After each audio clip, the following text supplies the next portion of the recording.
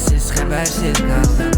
Gecələr dərdim oldun, dərdimə dərman ola bilmədin, artdın. Salam da yaza bilmirəm, gecələr dərddən yenə çəkirəm.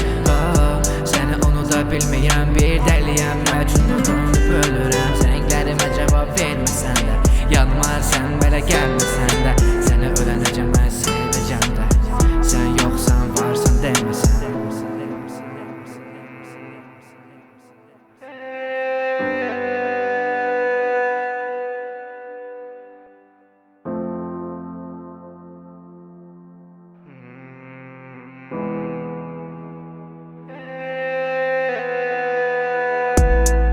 N'olar dönsən yanıma,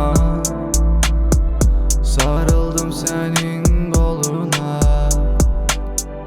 Dön get öz yoluna, qayıtma mənim qoluma. Ayrılıb yenə gəlblər, amma sevdikcə bunu mən də anladım.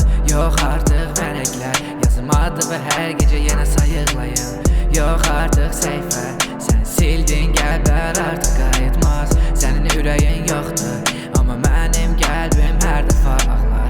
Yollar ayrı olsa da, mənim qəlbim səni hər dəfə izlər. Gözlərimdə yorğunluq, səni axtaran hisslər bunu bilər. Salım necə sən cavab yoxdursa, zənglərim blokdur, məşğul olmasan.